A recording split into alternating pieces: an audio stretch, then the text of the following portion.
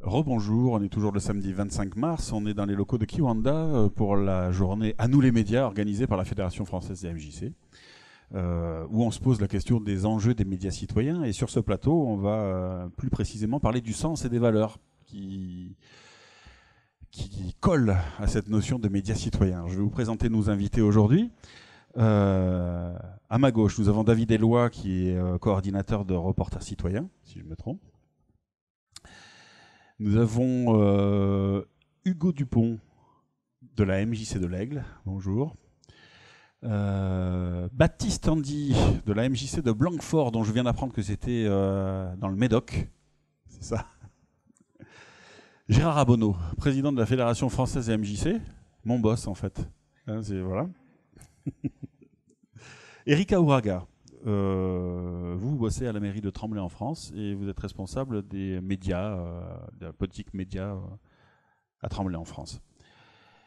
Et enfin Sophia Ossini de Zone d'expression prioritaire, dont je vous enjoins à aller regarder le site qui est tout à fait intéressant. Alors, sans plus attendre, on va rentrer dans le vif du sujet. On va parler du sens et des valeurs des médias citoyens. La première question que je veux vous poser, voir à qui voudra commencer à répondre, pourquoi est-ce qu'on colle le mot citoyen à média? Pourquoi est-ce qu'on a besoin de faire ça? Qui veut prendre la parole?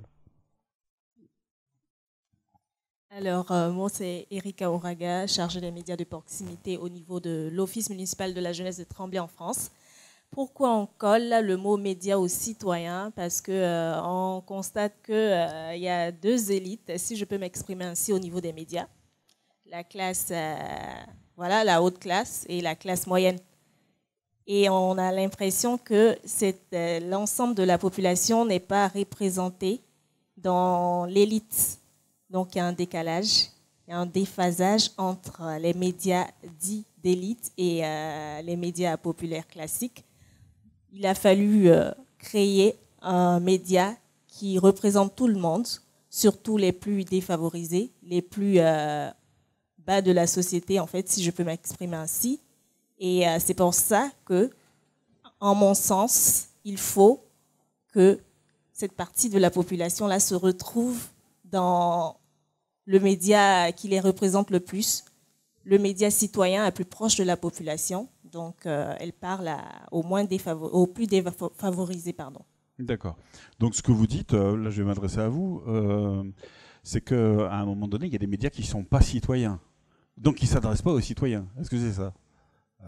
La dimension citoyenne des médias, c'est vrai que c'est une question un peu complexe et il y a plusieurs dimensions.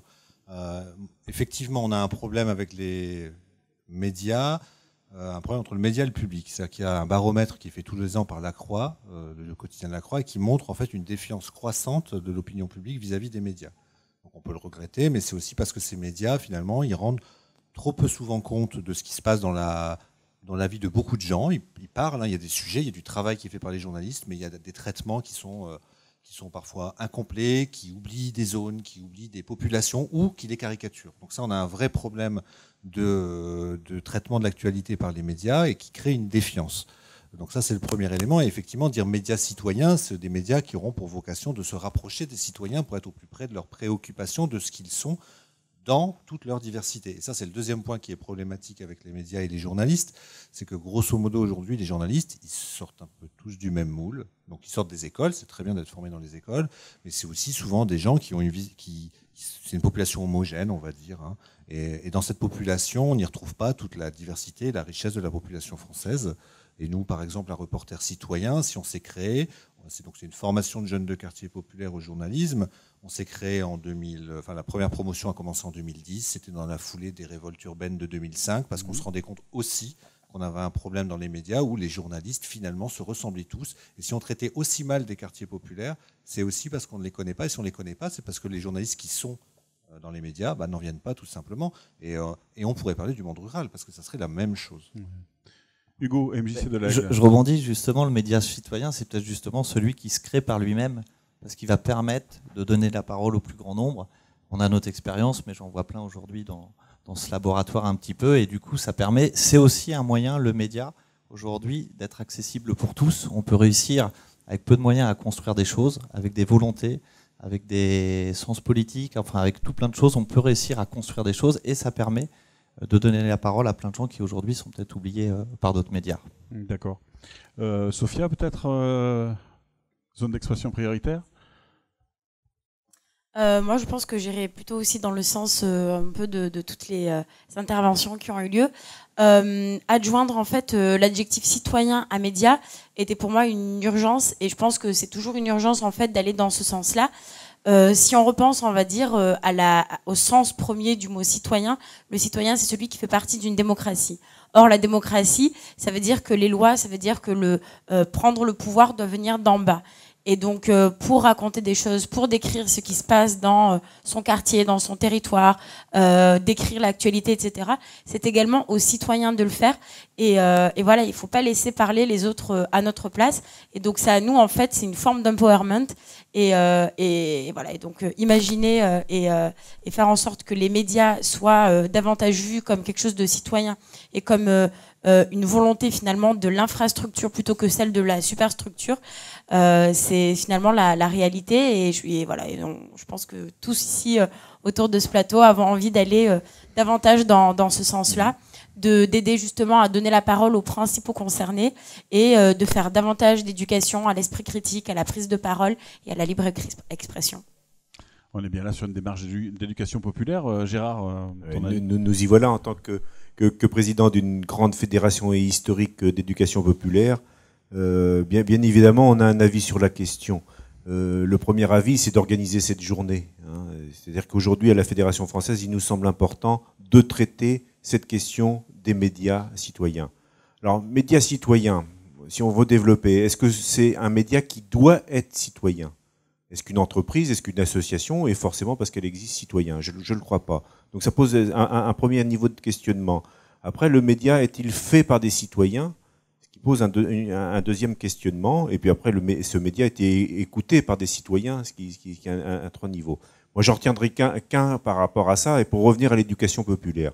L'éducation populaire, c'est avant tout l'éducation à la citoyenneté. On le rappelle trop peu souvent, mais comme l'histoire de la sécurité sociale en France, il y a quand même des gens qui ont pensé cette éducation populaire, et c'est peut-être bien de revenir sur les fondamentaux.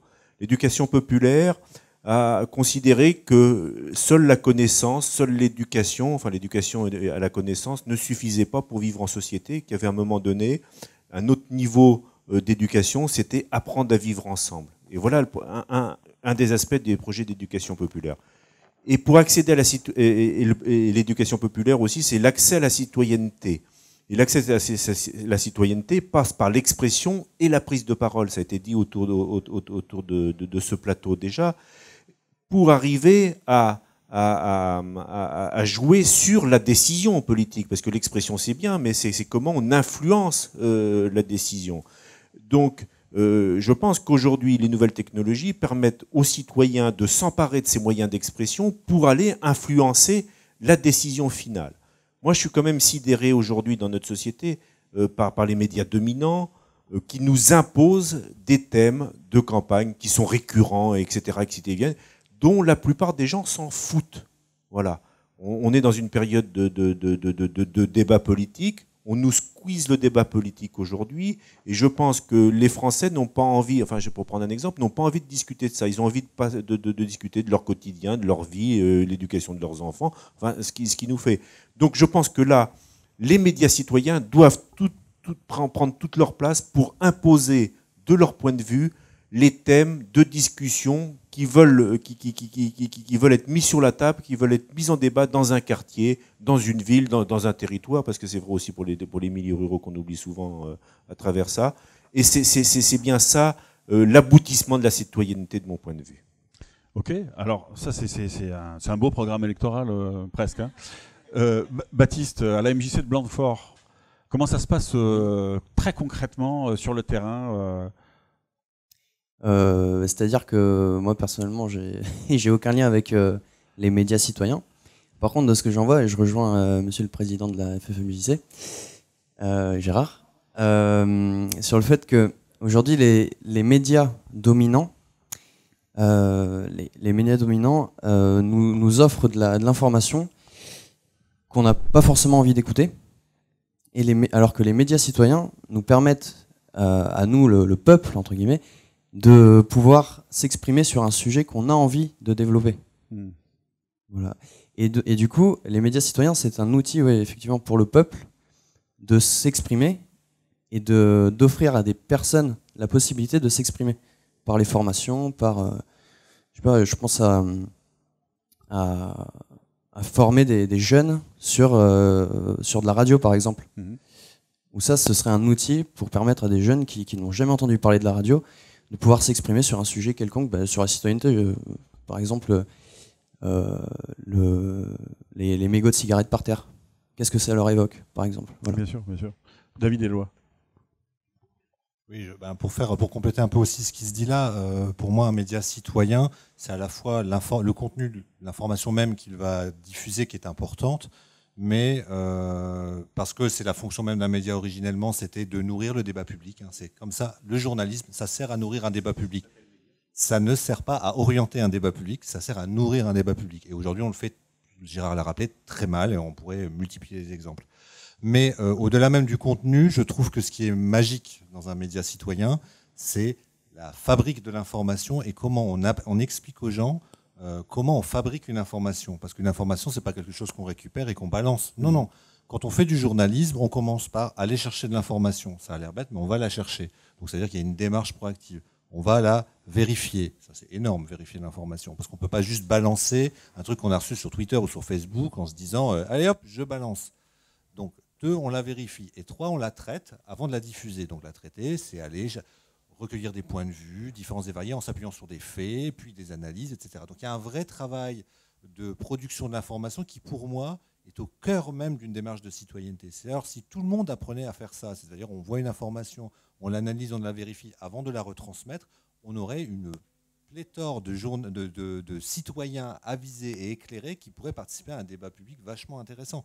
Et moi, je trouve que toutes les dynamiques qui sont faites autour qui allient éducation populaire et médias, c'est en ça qu'elles sont intéressantes, c'est qu'elles permettent aux gens de développer leur esprit critique. Après, ils pensent ce qu'ils veulent. On n'est pas là pour expliquer qu'il faut aller à droite ou à gauche. Ils pensent ce qu'ils veulent, mais en même temps, ils le font avec des bons outils qui permettent ensuite, nous on le voit avec les jeunes conformes, c'est qu'après on a des discussions avec eux sur lesquelles on n'est pas forcément d'accord, et c'est pas grave et c'est tant mieux, mais en même temps on a des vraies discussions qui sont autre chose que des discussions qu'a fait du commerce, même si à titre personnel, je n'ai rien contre les discussions qu'a fait du commerce, je pratique.